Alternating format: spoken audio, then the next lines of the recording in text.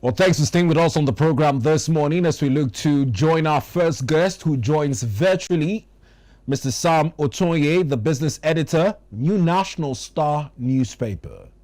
Hello, Mr. Sam. Good morning to you and welcome to the program. Good morning, and good morning to Nigerians. Well, Mr. Sam, Nice to be here. it's a pleasure to have you. It's the Sallah festivities and looking at President Bola Ahmed Tinubu's Sallah message, he has promised an economic revival and particularly he has called for prayers for Nigeria's military and the fight against terrorism. Let's get your thoughts and reactions to President Bola Ahmed Tinubu's Sallah message. Thank you very much, and good morning, Nigerians, once again. Calling for prayers. I think that's the high point of what she should have said, because from the look of things, you see, it looks as if Nigeria has lost it. It looks as if leadership of Nigeria has derailed, as a matter of fact. So when you think and you've assessed all the things around you, and you find out that, look, physically speaking, nothing much can be done to reverse the situation, you rather go to God. You go spiritual, to get the situation and find out, supplicate to God and see how He can come to your aid. Talking about terrorism, this thing has been here since 2009, the Boko Haram and all of those that escalated to other groups, even as at, I think, last week or so, another group has come up. So the truth about the matter is the military is overwhelmed. I read last week that the military congratulated or thanked Asari Dokubo for rescuing their people, officers. So imagine where a Nigerian military force is now relying on an individual security outfit. Now talking about that, Mr. Sam, that means we really need God to. Mr. Sam, I would like for you to come closer to your device. Your audio is a little bit faint. Now, talking about the need to... Can you hear me clearly now? It's improved. It's much better than it was a couple of seconds ago. But talking about the need for mercenaries or looking to deploy foreign aid in the fight against terrorism in Nigeria, why do you think the federal government has not explored this alternative but has looked at it when it comes to securing our pipeline infrastructures in the country? When it comes to fighting terrorism outrightly, why do you think the government is not actively exploring the use of mercenaries to tackle the problem head on? Yeah, thank you so much. I think it's more political than what everybody thinks. Because, just as I said earlier, if Asari Dokubo's private security firm could assist the military in rescuing some officers, right? I mean, the question is what you have asked. What stops the country? What stops Nigeria, to go into hire of machineries? See what Tombolo has done as per the oil facilities. For the time being, all the time, this time around that he has secured the place, there is some sanity. Yes, one or two skirmishes here and there, one or two thefts here and there, but nobody will say that Tombolo has not done as much as possible.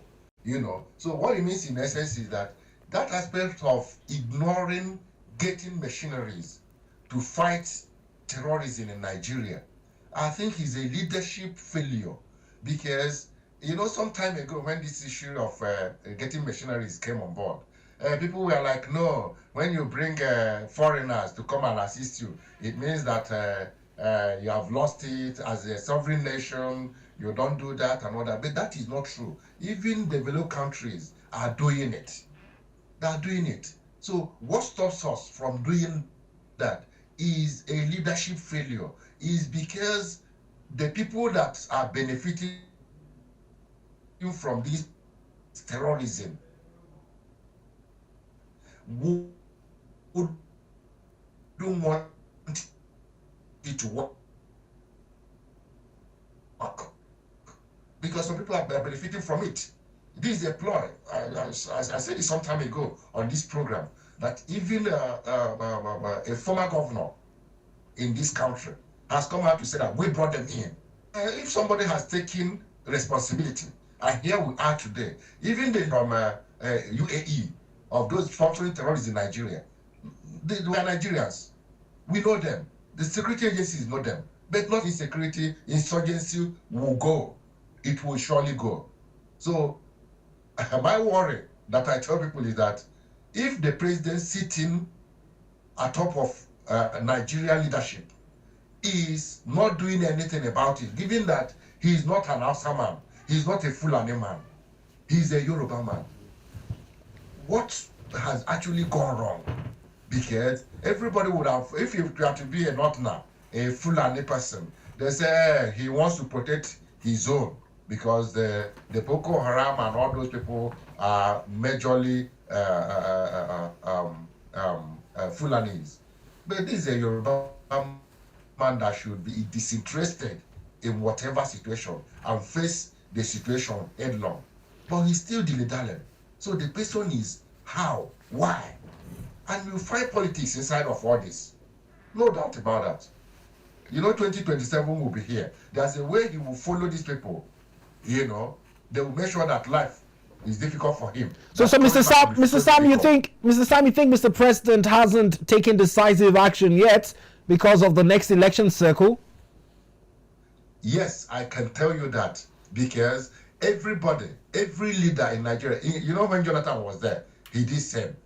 Every leader that is not from the north is always afraid of dealing with the Northerners, particularly the Fulanis, because they know the kind of political power they wield. See what is going on. See what one El-Rufai that has pulled out from APC, how he's rattling the party, how he's rattling the country, right? So imagine if you have 2, 3, 4, 5 more El-Rufais fighting the leadership. It will be so difficult. So what they do is they play to the gallery. They play into their hands to survive politically. That's what they do. So expect something different to happen if Mr. President goes back in 2027. Something different will happen because at that point, he doesn't have any election in view anymore. And what he will do will be different from what he's doing now. That is what happens in this country because everybody in this country knows that it is the Northerners that hold the power. And if you're not coming from there, you must play to the gallery. You must consider them appropriately. Otherwise, you have issues because they can give you issues politically. And that is what it is. Now, Mr. Sam, we'll come back to you in a bit. We also have a studio guest in-house here, Mr. Yusuf Muyideen, who is in our studio. Barka da Sallah to you and welcome. Good morning, listener, and it's nice to be here. Barka da Sallah to the Muslim Ummah. And as the Prophet Sallallahu Alaihi Wasallam normally recite on a day like this, he said, we say, La ilaha illallah, wahdahu la sharika lah, lahul mulku wa lahul hamdu, wa huwa ala kulli shay'in qadir. Meaning that there is no God except the Almighty, and He alone we worship, and He is the one that take care, have the power all over the universe. He is the commander on the throne of the affair of mankind. So, Barakah da Sallah to the Muslim Ummah. Now, what being said, Mr. Sam has raised a critical issue reacting to President Bola Ahmed Tinubu's Sallah message in which he called for prayers for the military, saying that they are indeed overwhelmed in the fight against insecurity. Mr. Sam believes that should the president be re-elected for a second term, his approach towards fighting insecurity might be more stern than it is currently, owing to the fact that the North is always said to be the last a shift in the needle that calculates which votes would count the most in deciding the presidency. Many are calling for the deployment of foreign mercenaries to tackle some of the insecurities we have in the country.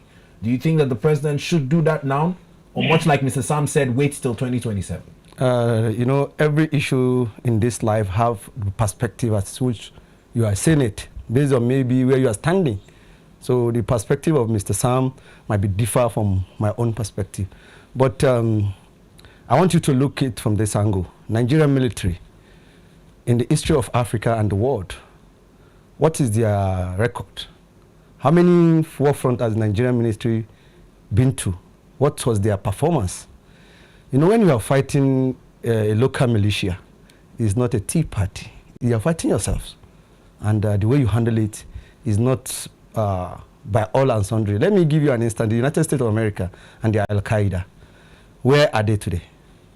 Have they been able to? Even this Boko Haram we are having today is a splinter of the Al-Qaeda movement that visited in the West African states.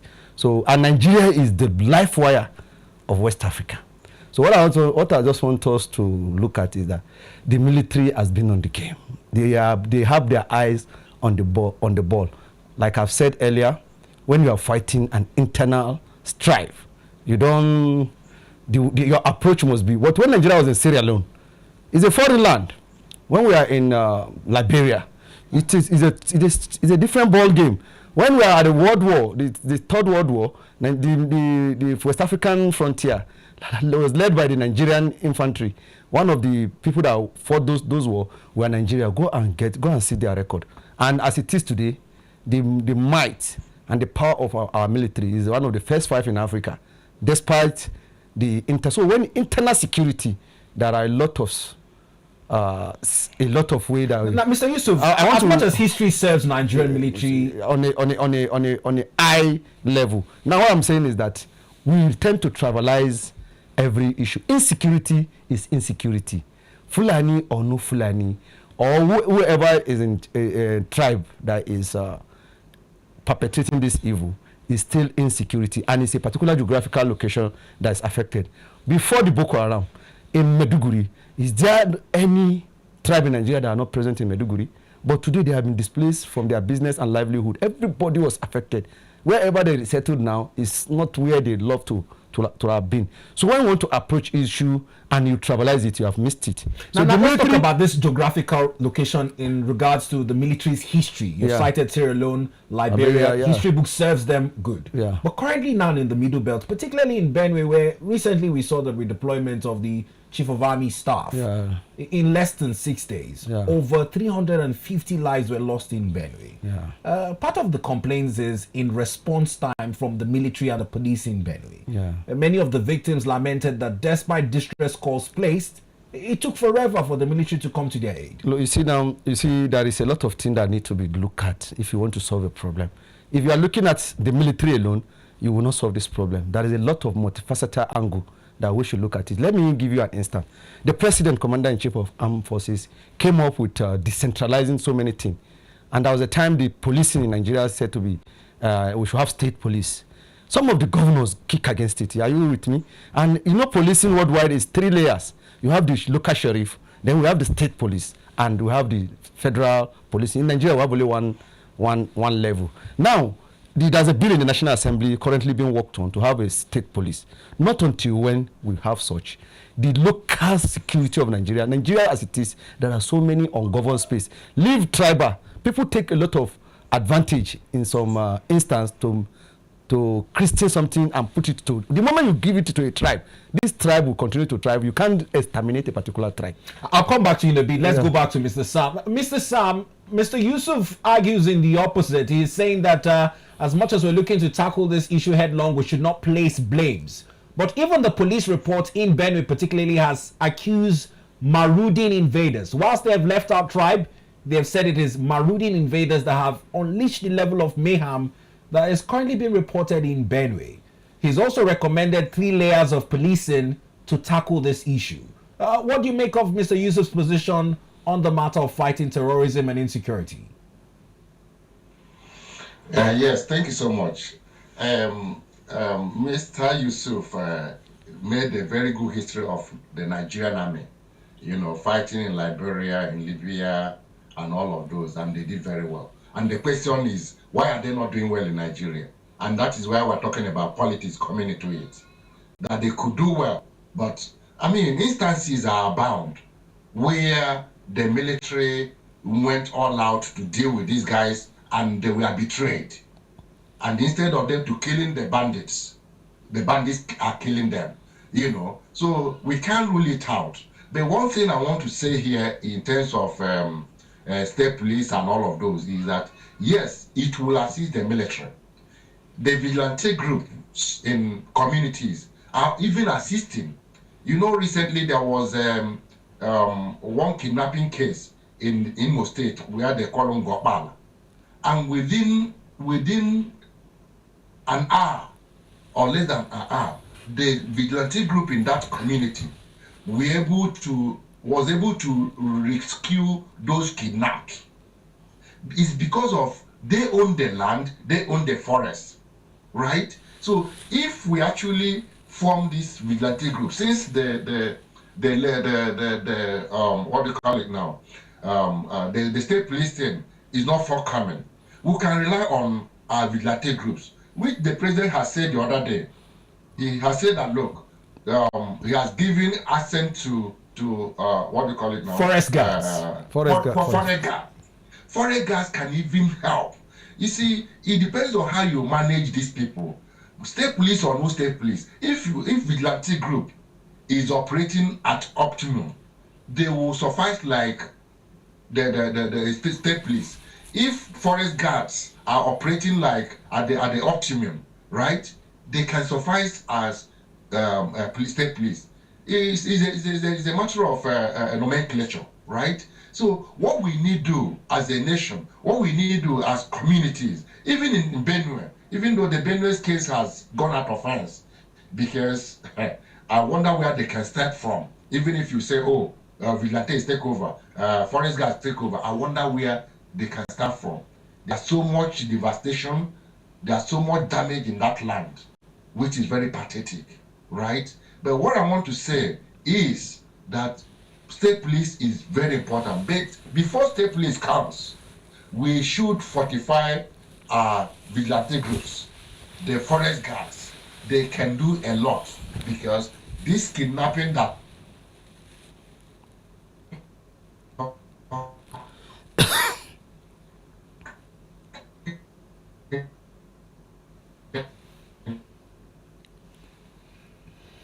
Well, whilst the network has taken out the best bit of Mr. Sam's contribution. This banditry that I'm talking about, the people own the land, and the foreigners, they can round them, you know.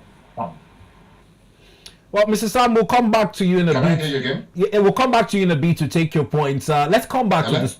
I can hear you, Mr. Sam. We'll come back to you in a bit. Now coming back to the studios, Mr. Yusuf. The other angle to the conversation beyond the insecurity we're having is the cost of items in the market and transportation. Yeah. Now, yesterday there was a gridlock along the Abuja-Kaduna highway. A lot of Muslim Ummah looking to travel to mark the Eid el-Kabir celebration. But the challenge now is on how this has changed the mood of festivities. Before, an average family used to be able to afford a ram. Yeah. Now, ram seems to only be for the elites. I don't know how Sallah celebrations have changed in this regard due to the current economic realities. What's the first-hand experience from some of the Ummah you've been able to relate with? You know, one thing that is very, very crucial is that life is have a lot of dynamics, and season by season have peculiarity. Like now in Niger State, there's a flood in Mokwa. And Mokwa is a transit town for so many goods and services. So I think there's a disconnection. So people have to resort to going through Kogi in Lokoja. And because of the heavy traffic, because there's no any other alternative route, this led to gridlock along the Kogi axis. So, and goods to move on time became very, very... maybe you might want to take that again. Mr. Sam, we'll come back to you in a bit. Mr. Sam, can you hear me? Yes, I can.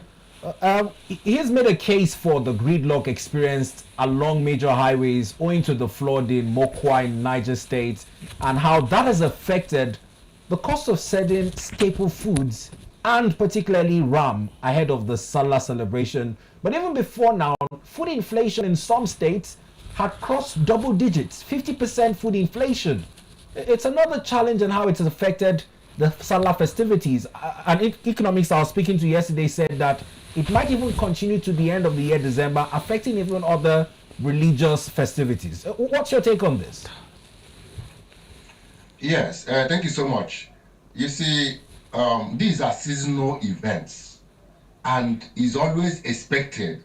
Forget about the rising cost of food items. They've been there because of the devaluation of naira, something like that, and all the reforms that the new President Tinubu has done. But if you look at it naturally, every festive season there's always a spike in the prices of something like that. particular goods, particularly the livestock, right? The chicken, the ram, the goat, and all of those. And what has happened this time is not different. It happened like that last year. It happened like that other years, So it has like become a norm that anytime there's festivity, prices of some of those food items will skyrocket. But beyond that, yes, the MOPA case has added to it. And also the the Niger Republic that banned recently, the export of livestock has also affected it, right? So all these things contribute to, or have contributed to what you're seeing happening today in terms of this Sallah celebration and the cost of food items, right? So the insecurity generally in Nigeria is also a factor that has contributed. So all these things We can put together have contributed. But what I'm saying is that it has been the norm every festive season. Wait for Christmas for the Christians to come. Things will also rise. Prices of food items will rise. So people see it as a way of making some income. Oh, this is the time to, they store goods. They store these things before time because that has been the trajectory. Before time you begin to store food items because you know that naturally it will spike, right? So nothing has actually changed in terms of the rising cost of food items. The only thing that has changed is the magnitude, the volume of change, which is also a function of the reforms that the President Tinubu has done in terms of floating of naira and other reforms. So I think that is what has happened. Thank you, Mr. Sam. Let's pick up with Mr. Yusuf. Mr. Yusuf, on some of the modifications to lifestyle and celebration, the essence of the Eid el-Kabir speaks to the sacrifice of Prophet Ibrahim. As much as it has been synonymous to use ram in celebrating this, for those who cannot afford, what are the alternatives? The major thing is that even the specification for you to use ram is if you can afford it. Then there is no compulsion in you must. It's not one of the 5 pillars of Islam. So what you need is, if you have the ability, the need is just the main significance is the sacrifice, taken out of your wealth and to give it in the cause of Allah. Then during the Sallah, there are people that do not have. So those who have should slaughter and give it to those who do not have. So the spirit of the season is just the spirit of sharing from the little that Allah subhanahu wa ta'ala has bestowed you with. So the essence and the spiritual essence is that right from the inception, Prophet Ibrahim promised Allah subhanahu wa ta'ala that if he give him a son, he will give back the son to Allah as a sacrifice. And when he gave him the son and the time came, so Allah demanded him that, okay, the promise you have made, you should fulfill your promise. And that's obedient. He obeyed the command of Allah and took his son to a stake for slaughter. Then Allah sent an angel to descend from heaven and bring him a ram at the point where you want to sacrifice his son. So when you obey Almighty God will really, that thing that matters to you, that thing that is important to you, Allah will help you preserve, because the child, Prophet Ismail, is a beloved child to Prophet Ibrahim. But Allah, because of the obedience and the sacrifice of Prophet Ibrahim, Allah replaced the son with a ram. And that signifies what we have been doing up to this day. So the major essence is that sacrifice. You take out of your wealth and bless others that do not have. So even if you do not have, the intent that I am wishing to do it, even if you do not have, you will still be rewarded. So there are so many things that we sometimes put on ourselves that if you do not have, you can at least relax till when you have. If you have last year and you don't have this year, don't go and put pressure on yourself. And I was discussing about the movement. So a lot of things contributed to that movement. So that movement in Lokoja has had gridlock. So it's delayed the movement of this commodity around. And as such, those people that have little in their hand, they hike the price. And like my colleague on the other end have said earlier, there is sometimes people cashing in on the season. Market people that hoard most of this product will now look at the time to make a quick gains from it. And it has been with us for a long time, from the time immemorial, that people normally take on the season to make some little gains. And it's not about to go, because humankind are always known that to have been business acumen of making more profit, and they use this season to cash in. So what I just advise is that people should look at the season. They should prepare. What stop you from rearing some goat in your domain, so that when the time comes, you cannot pick. If you have 2 ram in your household that you are rearing, maybe 4-5 months ago, you have small one and start feeding it. And when the time comes, you can slaughter it for the season. So that those are the things that can, in some nations and in local community, that's what some people do. You will see that some people have ram that they will still slaughter next year. They are in their household by now, because they are rearing it in their compound. So I urge people to also go into little livestock in their household. These are things that are with us when we are growing up. Me, I know in my family, we don't even go out on a Sallah time to go and look for, because we have some in our household that we are rearing. So these are the things that I would just advise, that going forward, people should imbibe the culture of rearing this ram. It's not, we don't need to wait for Niger. We have what it takes to be able to supply our own livestock need. Niger doesn't. We have more flora here for the fauna. So I don't see the reason why we will wait for Niger to supply us. So I think we should cultivate the agrarian nature that is known with us. And recently, the president signed into law the established the Ministry of Livestock. I think that ministry to come to play, so that they can carve a niche for themselves in this sector, so that the ministry will look at the opportunity that abound. Because as I'm talking to you today, more than 1 million ram will be slaughtered, and that, if you calculate it in naira and kobo, that's a huge sum of money. So the ministry should empower people to go into this livestock. But there's businesses. a Ministry of Livestock currently. Yeah. It almost seems as though the ministry is yet to take off. Yes, that is something. I think it should be a part of Ministry of Agriculture before. So they have to work out the bureaucratic modalities. I think the minister should not, before they will appoint a minister and other people that will look after the ministry. But by and large, with the paperwork on that ministry, if it spring on board, we have a lot of livestock that will come in, be it poultry or cattle rearing, and many other, aside the ram and the sheep of a thing, even goat and other things, even piggery. Many of these livestock will come into play. Now, some of the policy directions taken by President Bola Ahmed Tinubu and how it has affected the current economic realities have been on discussions. And quite recently, the FCT minister, speaking in a lecture at the Obafemi Awolowo University in Ile-Ife yesterday, said that the president is capable to take Nigeria to the heights we dream of. He also lauded the president's courage in removing subsidy in his first day in office. Mr. Sam, 2 years down the line since the subsidy is gone declaration by President Bola Ahmed Tinubu, in your honest review of where we are in terms of our current economic realities, could it have been approached better?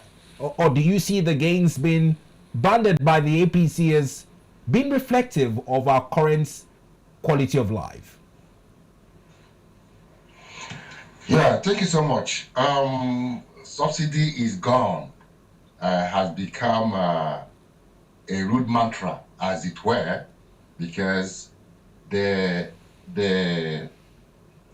pain it brought has actually outweighed the gain, as it were, because it was a very hasty decision that never gave attention to the far-reaching implications.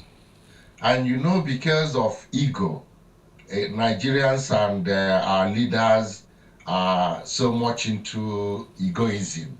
Otherwise, by the time the president had realized that a mistake had been made, he could have been able to correct it, but he let it go because it had already come out of his mouth, so that Nigerians won't think, is this man learning on the rope? You know, I think that is actually what happened to that policy. That policy, from that moment he released it, was, in fact, had a very, very long-term negative effect that could have been corrected, but it was not. And that is why we are where we are today, because if he had taken that humility to say, that thing I said, I think I need to take a second look at it, you know, it would have bettered the situation of Nigerians. But since he didn't do that, and we're here suffering it, I don't think there's anything that can be used to defend it. Wike could say so, you know, because he's benefiting from it, right? Any government official, you know, can say so because, you know, they're all benefiting from. You don't speak against your principal, particularly in public. That is the normal thing, right? So what he said is not out of place. That is what he was supposed to say. But the truth about the matter is, removal of subsidy has put Nigeria and Nigerians in a very precarious situation. And that is why we are talking about inflation, food inflation, you know, insecurity and all that, because so many people are suffering and are looking for a way to survive. So you see them dabble into anything that can give them money, you know. So let's not deceive ourselves, right? Nigerians are not fools. So what he has done, what removal of subsidy has done, I don't think it can be reversed. It's almost too late. Now, Mr. Sam, are there some gains? Because the presidency is arguing that in the last 2 years, 18 trillion naira has been saved, and this is translated to improved FAC allocations. That the presidency does not hold the blame for the failure on the part of state governors to translate increased FAC into better quality of life. Yeah, the state governments are not different from the federal government. They are working together. You know, they are all leaders that are supposed to lead well. But the question is, the man at the top, is he leading well? The resources in his hands, right? Is he channeling them well? Because you see, the way I see this leadership thing, if I wonder, see, I was in the bank, right? I was a bank manager, and when we talk about MPR, monthly performance review, where all managers and all executives are present, what we discuss is what we have done and what we are going to do, and we look at the impact, the profitability, right? But when I see them converge in their meeting, in net meeting, you know, I wonder what they discuss. Because if I be the president of Nigeria and I have meetings with the governors of the states, what I will ask them is, Governor of Imo State, please, can you tell me the things you have done with so much money that has been released to you? Governor of Abia State, can you tell me? They will make their presentations right there, and everybody will hear them. The governor of Abia State, if he's doing better than the governor of Borno State, that right there and then, they will say, okay, now that the governor of Abia State has done this and that to make his state better, Borno State government, Akwa Ibom State government, and you take a cue. That is the way we operate in the bank. And that is why you see every year banks are declaring profits, right? But what are the profits of state governors or state governments and the federal governments? Paid all the way. Every year, year after year, things don't get better. Thank God for one or two governors that are doing well. You know, you can't take it away from them. We must congratulate them so that others can learn from them. Governors that are doing well, we know them. So it is not a case of allocation has been, jacked up. No, it's a case of what is the governor doing with those allocations. And when they meet at the federal level, what does the president tell them?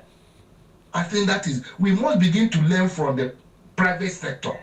That is the truth. Until public sector begins to learn from the private sector, they will not get it right. Because in the private sector, everything falls in line, and it doesn't take anything for the public sector to do same. All it takes is to remove the corruption therein. That is all it takes. Yes, you can say corruption in the private sector. Yes, but it's very minimal because everybody is on his duty post, doing what he or she is supposed to do. I am a product of private sector, so I can tell you what happens there.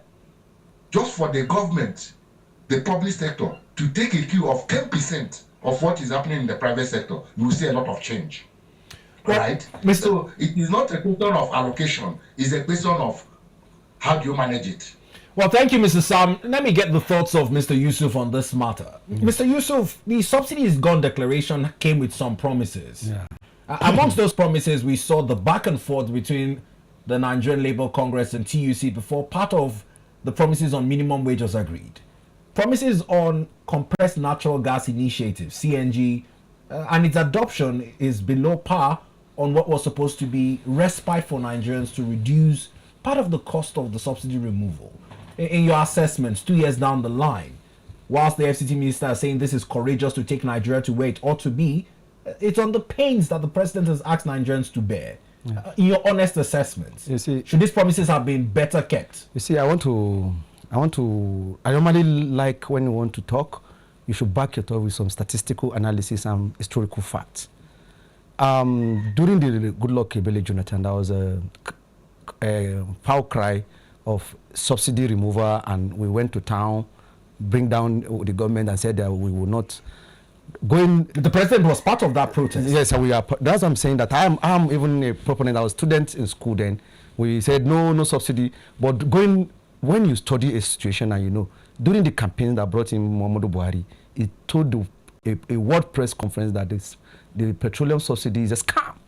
And the last election, all the 4 presidential candidates came to town and said if they became president, the subsidy will be gone, because it's even all the political party policy that the hydra-headed monster that's been eating to the fabrics of Nigerian source of revenue is the oil subsidy regime. Let me tell you one thing. If you when I started this discussion, I lay claim to perspective. If you know, one of the greatest and the most corrupt regime of subsidy in the world is this Nigerian petroleum subsidy regime, and everybody know that that's the greatest decision to be ever taken by any Nigerian president, is proclaiming that this oil subsidy is gone. I am with the president 1,000%. I'm with the president on that. I'm not a fan of hypocrisy. Let me come down. The is on the mode of removal, not the removal in itself. Let me tell you one thing. When you have a cancer, when you have a cancerous cell over your body, chemotherapy is very, very painful. The way the subsidy regime, the people that run the subsidy regime run the oil sector, from the filling station, from the downstream up to the upstreams. Most of the people crying, they are people that lost out in the oil subsidy regime. Now, having said that, when the president came in, he tried to modify the governance system by bringing in the local government autonomy. How many of us go to town and protest that the governors must implement the local government autonomy? Now, down the line, the local government autonomy is going silent, and we are not hearing anything. Are we talking about that? Who are the people that are supposed to give autonomy to local government? It's not the president. It's the chairman, because it's the governors. The president makes sure that all that is due to the state are given to the state as at when due. Are the state governors doing the same to the local government? This issue of ungoverned space, what does it mean? It means that the entire 774 local government are not being properly administered. It's one of the reasons, the bane of insecurity in this country. The governors are culpable, and we have 3 tiers of government for what the constitutional permit: the local government, the state government, and the federal government. All these tiers of government must be held accountable equally, because the constitution has given you. So if the governors are not allowing the local government to function, look at Mokwa recently. One of the reason for that flood is that the local government is poorly administered, because buildings are built without looking at the town planning and the laid down structure. That is a place where you are supposed to build. That's a place where you are also, the water and the rain, when it's coming, it has a part that it will take. And if you are on his path, he's one of the most forceful nature that can take away anything on his path. And if you continue to build on the waterways, you will always have flood. They who are supposed to do the administration of the local government, they are the local government people.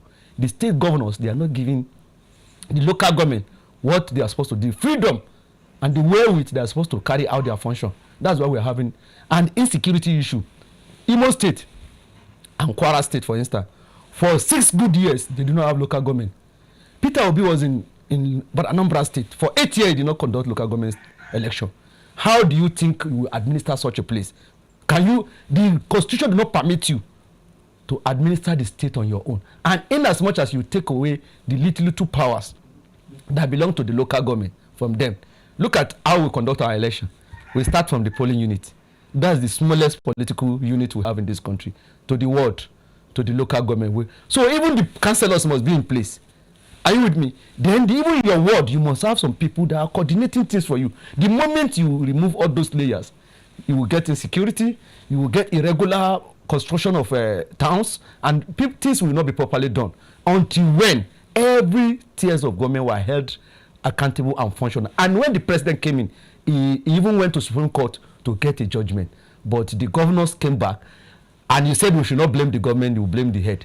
We must apportion blame to all the tiers of governance if we really want to move forward, because all of them swore an oath to defend the Constitution of the Federal Republic of Nigeria without looking at anybody's face, without fear or favor. So these are the indices. We must sit down and apportion blame to each and everybody who plays poster and campaign, and from the legislature to the judiciary and to the executive, in all the tiers of government. This is how a nation will grow.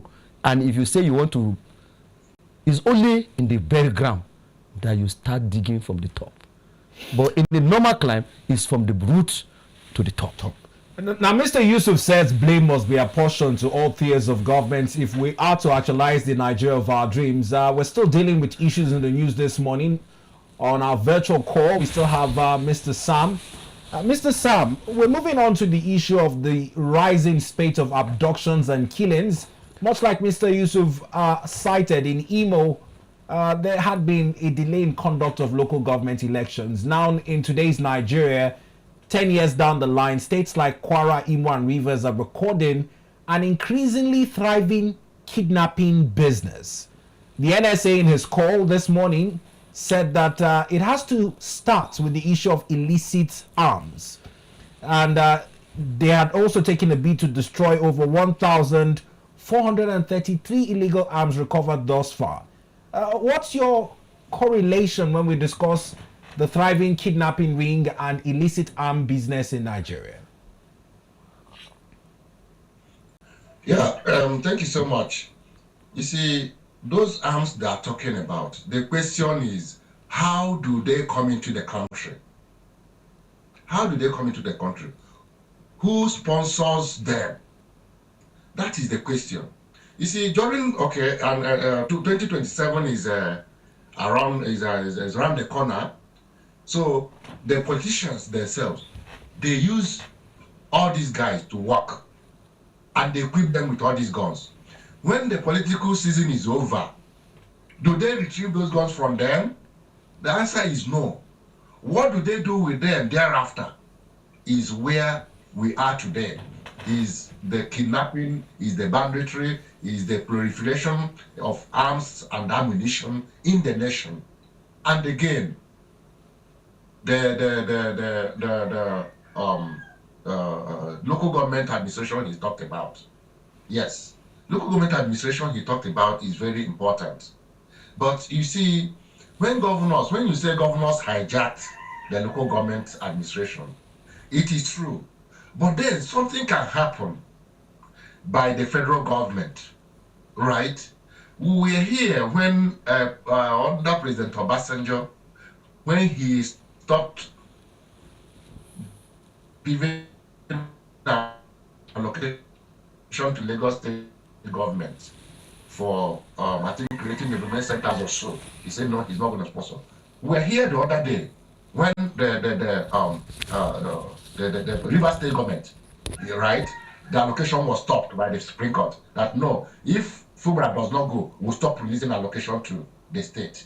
What I'm trying to say in those instances is that the federal government has some might, has some power to deal with airing local governments. The network.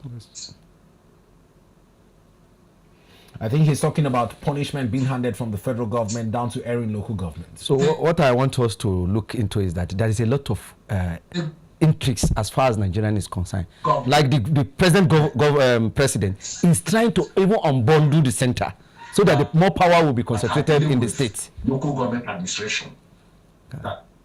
Any local government, you know. So the federal government. So what the Asiwaju-led administration is trying to achieve is to unbundle the center so that the restructuring of a team. But in terms of punishment, do you see a point in what Mr. Sam is saying? Because you see, we are operating a democracy. If you can, there is a power given to the state. Like under the allocations, we saw it under the then president Olusegun Obasanjo, where President Bola Ahmed Tinubu was then governor of Lagos. You know, we are coming from a military background, and we have this. We are yet to be democratic in our thinking. There is 3 tiers of government with assigned role in the constitution. So this is a constitutional democracy. So if you are given a constitution, in my local government, I am more interested with my local government chairman. How much comes to my local government? How much of, if any governor is stopping you, we will know, and then we'll go after him, the governor. So in the next election. So why I ask is because history serves us right. Yeah. And you see how things say when it gets to your turn, we'll see how you'd handle it better. Yeah. Then President Bola Ahmed Tinubu was governor of Lagos State. Yes. The president then was Chief Olusegun Obasanjo. Yeah. The issue was on still allocations. When President Bola Ahmed Tinubu said then that Lagos is due for having LCDAs, which were at the time not constitutionally recognized. Yes. And he told Mr. President at that time, just send the allocation. It's not your business how I share this money. Okay. Now he is now president. That's not the case. You have to hold on. I just want to hold on. I'll get your reaction in a bit. Now, down the line, he is fighting for decentralization, much like you've said, and giving autonomy to local government areas. Yeah. Now, we have dedicated accounts that ought to be open with the CBN. But up until now, the state governors are still enjoying the joint accounts. It's almost as if they don't want to let go of it. Now, the major thing is that when you focus blame on where blame not ought to be, and you'll be missing the target and the real. Why I cited history should the president now do what the then chief Olusegun said and say, I'm not going to send allocations to the same strength, the same might at which we are attacking the federal government. No, it's not an attack. No, I think I'm just giving you for what was done to him to do it to others now. That is freedom of speech. That's why we hold the federal government account on a daily basis. Now, the power has even been decentralized, that the local government should be given an autonomy. What belongs to local government should go to local government. What belongs to the state, which every month is going to the state, should go to the state. Then, so that the 3 tiers of government will come to work. Let me give you an instance in Niger State, for instance, today. The governor doesn't, by some extent, interfere with, they have consistent election. There has not been a time in Niger State there are no local government chairman. What comes to the state, goes to the state. And this present governor has done that in a way that whatever comes to the local government will go to the local government. The Kaduna State governor, even if he is in another party now, left APC, Malam Nasiru El-Rufai, when he was the governor, he made sure that the 2 tenure he spent, that was local government chairman in all the local government, and the election was adjudged to be free and fair. They have people in charge. When their money comes, they will be held responsible for how they manage their local government. I'm telling you, this insecurity started when local government are no more functioning.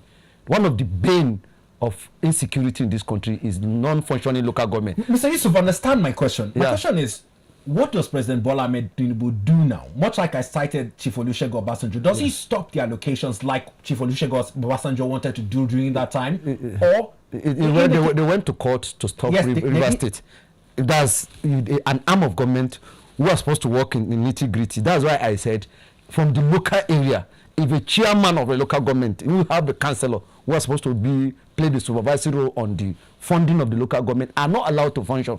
Because if there is councillor in place, there is chairman in place, the politics in the local level. I totally agree with you. Now, because we have deprived of more than 90% of our landmass of such politics, governor became lords, and they became more tyrannic. I agree with you. My question economic is, what do we do now to change that? Do we go to court? No. We must concentrate on the local level. Politics is local. Development is local, because no single land is belonging to federal government in Nigeria. If you want to obtain a land, it starts from the local government. The people are in the local area. Now, if the local government is allowed to function optimally, I'm telling you, even this insecurity will be drastically reduced, because there will be more concentration. The wealth is there, and nobody will see his wealth being tampered with. But when the local government has become a shadow of itself, and the non-state actor, the bandits of this world, and the mercenaries of this world, this criminal, they find that the local government is weak, and they pick arm against it. Started in 1999 after 1999 under the watch of Obasanjo government. And when they take the local government away from the people and handed it over to the governors, and this is what the president came to try. Because let me give you an instance. Mr. Sam is back with us. We'll come back to you in a bit. Mr. Sam, we understand your network has not been very friendly to you this morning. We're hoping we can still get your points. You were talking about punishments to erring local governments and state governments in regards to the financing to tackle this insecurity head on. I don't know if you care to pick up from there. I'm still not getting it. Well, you may seem as... The way to go. Okay. You can hear me, right? Loud and clear. Carry on, sir. All right. That's the way to... Oh, good. That's the way to... Network is... Oh, dear. The network on Mr. Sam's end seems not to be very friendly this morning. Whilst we get him back, we would also take on this conversation. Before we move on to the next subject, what I was asking is because beyond this federal allocation used to, of course, provide basic social amenities and also ensure the protection on life and property of citizens at the third tier of government, there's also a provision of security votes. Yeah. Now, over time, the security votes also go into the purses of the governors. Yeah. Should it also affect security votes allocation in that way? You see, that is a psychological saying that if you are going to the right town, and on your way to the right town is a rough road, if you avert the rough road, you are never going to get to the right town. It is very simple. The Constitution have provided on how the state should be governed. If you avert, like I bought a Samsung phone, it has this manual. If I do not follow that Samsung manual, I went and looked for LG manual to operate a Samsung, I will have problem. We have how this nation should be governed, that's stipulated in the Constitution. We must adhere strictly, because the framer of this Constitution are men that look into the future. But when you jettison the Constitution and you want to do any abracadabra, it's not going to work. So the major thing, punishing anybody who are operating a constitutional democracy, anybody that err and did not follow the laid down rules, like what happened in Rivers State, for instance.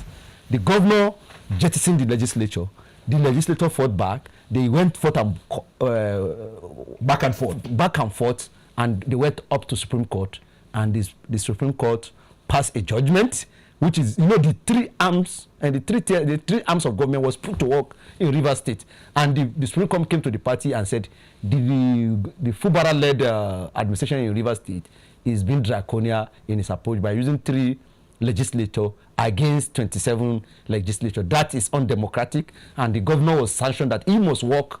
So when the president see that it will be an anarchy, he stepped down the whole structure, the two structure, both the legislature and the executive, so that only the judiciary was allowed to function in Rivers State, bringing in IBAS for a state of emergency. Now, that has cautioned. This is a seamless operation. It's constitutional in the way the president approached it, because it was the courts, the 3 arm of government was allowed to play a part in that process. But if you jettison these processes and you said you want to have a functional state, then some governors became might and pocket this money that's supposed to go to the local government, because earlier cited the issue of Imo and Kwara State.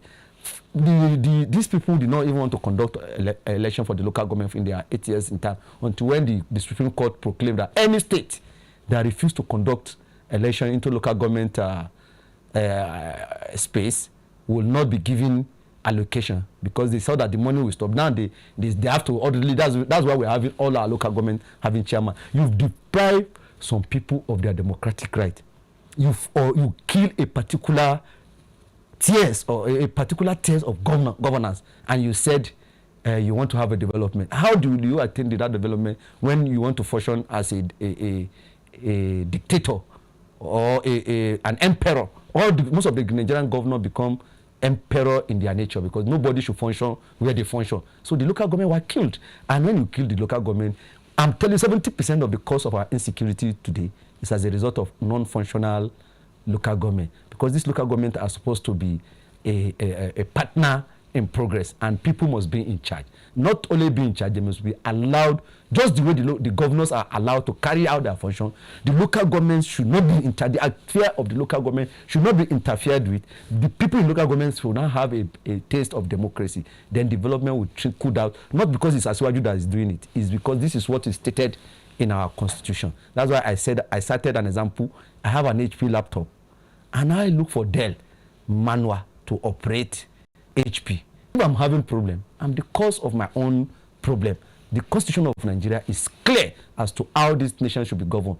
But some individuals should not continue to manipulate the system. What is happening in Borno today, in the entire Northeast, what is happening in the Northwest, is as a result, I'm telling you, 70% is as a result of the non-functioning of the local government space. The moment the local government is allowed to function, they will be able to, even to some extent, look at their forest, and if there's any problem, there will be prompt attention. Somebody that will be... Now, nobody is there. That's why when they see that the place is not functioning, the Boko Haram strike, the bandits can strike. Even the Benue issue, the Plateau issue is as a result of neglect of... If there is a communal dispute, or there is Fulani and the farmers have been left side by side over the years. Why suddenly?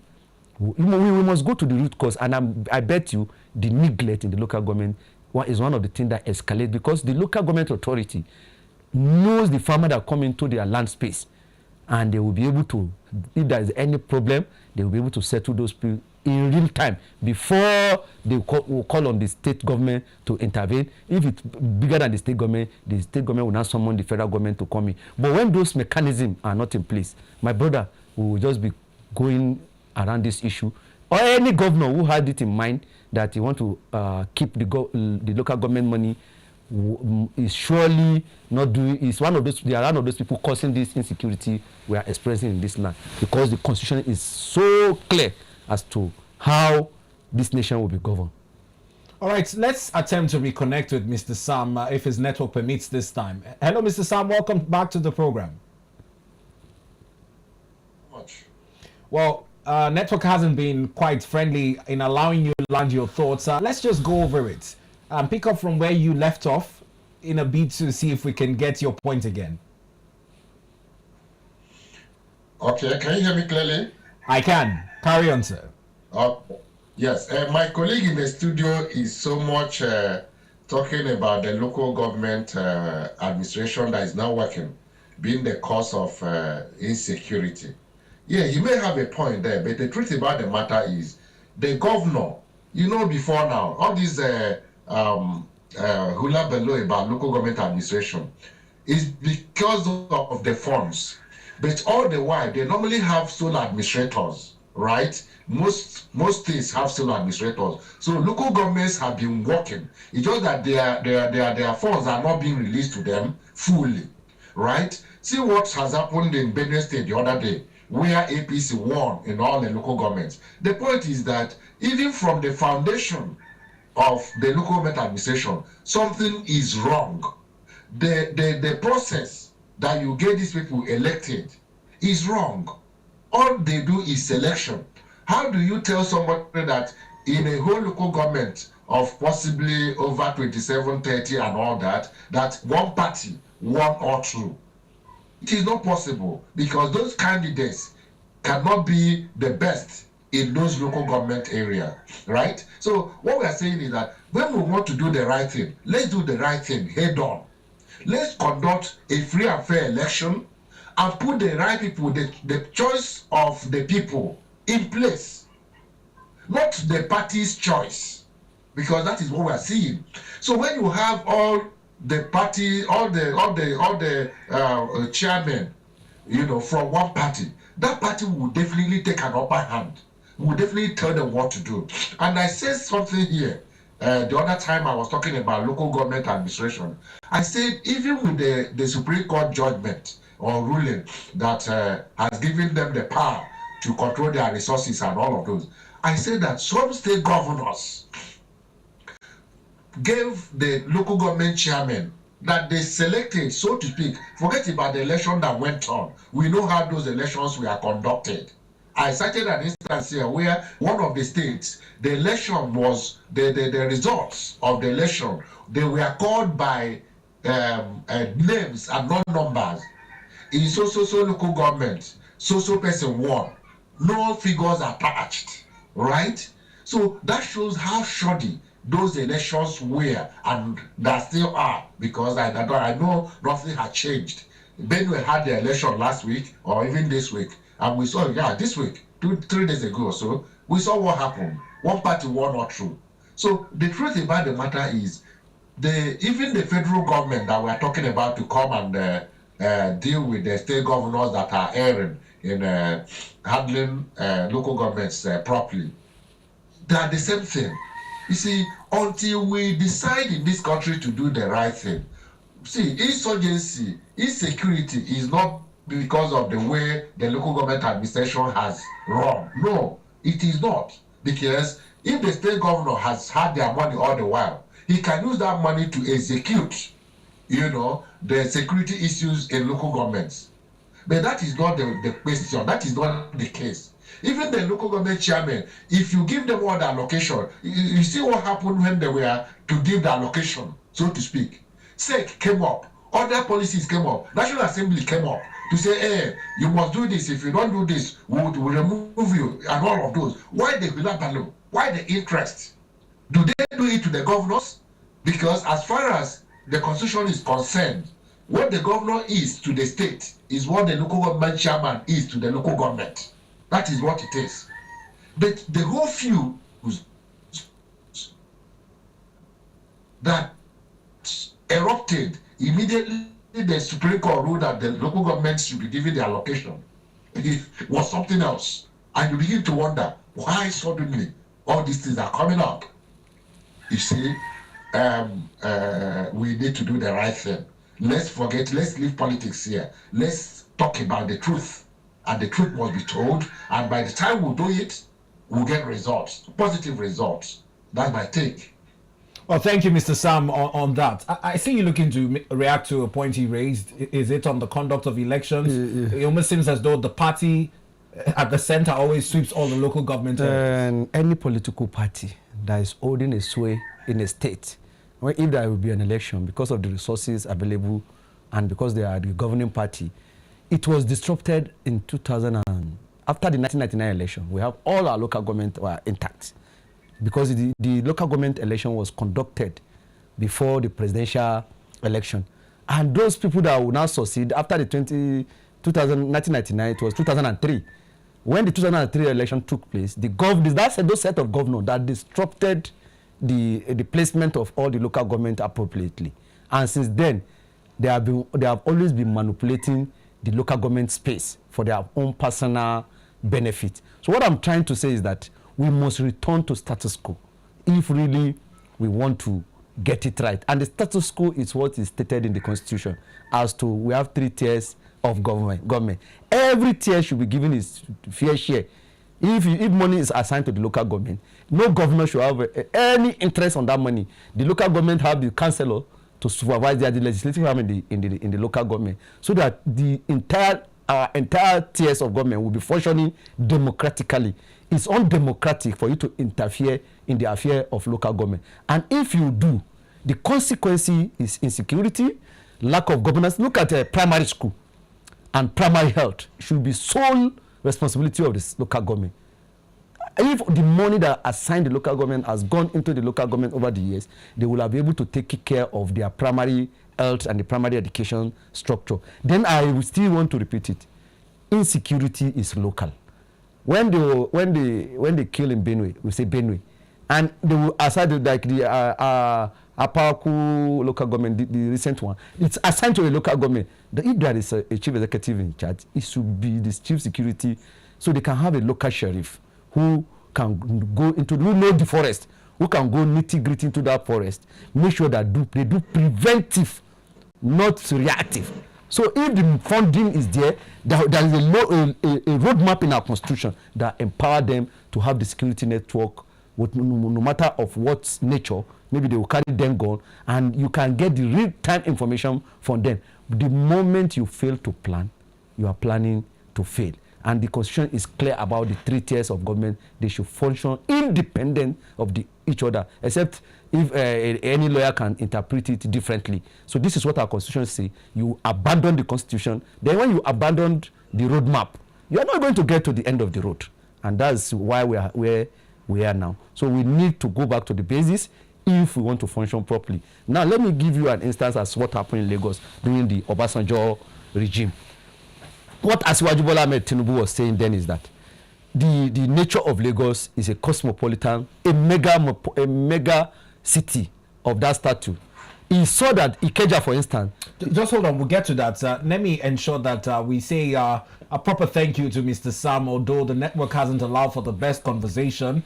Mr. Sam, we must thank you for taking out time on a holiday like this to lend your thoughts to issues of national interest. We appreciate you, and we wish you the best of a long weekend ahead. Thank you so much. I appreciate you. Thank you, Nigerians. Have a wonderful Sallah. You too, sir. Thank you so much.